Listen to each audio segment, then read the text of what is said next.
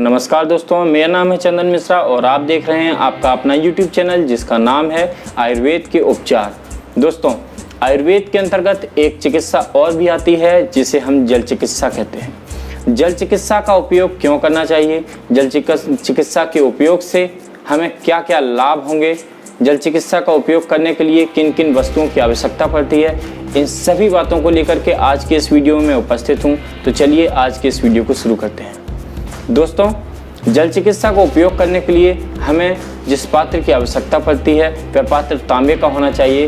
तांबे के बर्तन, यदि जग है तो सबसे बेहतर है, नहीं तो एक लोटा हो, तांबे का पात्र हो, उसमें हमें शाम के वक्त जल भर के रखना है और सुबह उठ करके उसका ऊषा पान करना है। ऊषा पान क्या होता है? ऊषा पान व्यक्ति सुबह उठ करके बिना मुंह धोए बासी मुंह यदि जल ग्रहण करता है तो उसे ऊषा पान कहते हैं। लेकिन वह जल तांबे के पात्र में यदि रखा हुआ है तो वह जल चिकित्सा के अंतर्गत आ जाता है और जल चिकित्सा से हम अपने शरीर के भीतर की कई प्रकार की बीमारियों को समाप्त कर सकते हैं। दोस्तों, तांबे का पात्र ही क्यों हो, इसको समझने के लिए हम एक उदाहरण के तौर पर बताएंगे। यदि हम तांबे के बर्तन को साफ करें, उसे बर्तन रखे रखे काला हो जाता है और यदि उसे हम साफ करते हैं तांबे के बर्तन को तो हमें नींबू की आवश्यकता पड़ती है। यदि हम नींबू से तांबे के बर्तन को रगड़ते हैं, उसे साफ करते हैं तो धीरे धीरे वह पूरी तरह से चमक जाता है और तांबे के बर्तन नींबू से चमक जाता है, लेकिन नींबू का जो रस होता है वह पूरी तरह से निष्क्रिय हो जाता है, वह खत्म हो जाता है। इसी प्रकार से तांबे के बर्तन में रखा हुआ जल जब हमारे शरीर में जाता है और वह अंदर जाता है तो वह अंदर कई प्रकार के एसिडिटी के द्वारा उत्पन्न हुई बीमारियों को पूरी तरह से खत्म कर देता है, क्योंकि उस तांबे के रखे हुए जल में तांबा भी अंदर जाता है और वह हमारी कई प्रकार की बीमारियों को खत्म कर देता है। इसलिए तांबे का बर्तन होना आवश्यक है।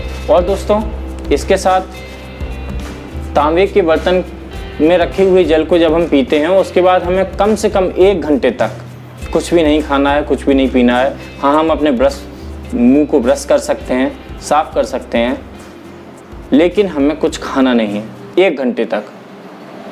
4 गिलास पानी प्रतिदिन पीना है। शुरू में 4 गिलास पानी नहीं पी पाएंगे, हमें धीरे धीरे इसको बढ़ाना है। शुरू में 2 गिलास पानी, फिर 3 गिलास पानी, फिर 4 गिलास पानी, इस प्रकार से हमें 4 गिलास पानी प्रतिदिन पीना है। और कुछ व्यक्ति नाजुक प्रवृत्ति के होते हैं, वह यदि 4 गिलास पानी पिएंगे तो उन्हें मूत्र भी अधिक आएगा, उन्हें दस्त भी हो सकते हैं, लेकिन वे घबराएं ना, धीरे धीरे यह समस्या पूरी तरह से सामान्य हो जाएगी और वह 4 गिलास पानी पीने लगेंगे।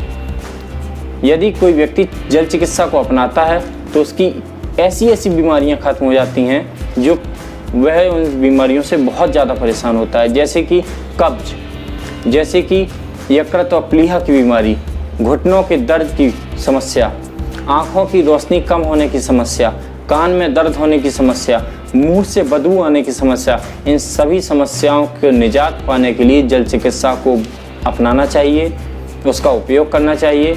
जल चिकित्सा के माध्यम से हम अपने शरीर को स्वस्थ कर सकते हैं। व्यक्तियों के उम्र से पहले बाल काले सफ़ेद होने लगते हैं, उन्हें काला रखने के लिए जल चिकित्सा सबसे उत्तम विधि है। हमें जल चिकित्सा का उपयोग करना चाहिए जिससे हम अपने बालों को काला रख सकें। हम यदि जल चिकित्सा को कोई व्यक्ति 2 वर्ष तक अपनाता है, ऐसा आयुर्वेद की पुस्तकों में लिखा है कि यदि कोई व्यक्ति 2 वर्ष तक जल चिकित्सा की विधि को अपनाता है तो उसकी दृष्टि चील के समान हो जाती है, उसकी दृष्टि बहुत तेज हो जाती है और चश्मे तक उतर जाते हैं लोगों के। इसलिए जल चिकित्सा को अपनाना चाहिए। हमें सुबह उठ करके खाली पेट 4 गिलास पानी तांबे के पात्र में रखा हुआ पीना चाहिए, जिससे अपने शरीर को स्वस्थ कर सकें, बीमारियों से निजात पा सकें। आज का ये वीडियो हमारा कैसा लगा आप ज़रूर बताएं, कमेंट करें, सब्सक्राइब करें हमारे चैनल को, वीडियो को लाइक करें और कमेंट में ज़रूर बताएं कि वीडियो कैसा लगा। बहुत बहुत धन्यवाद आपका।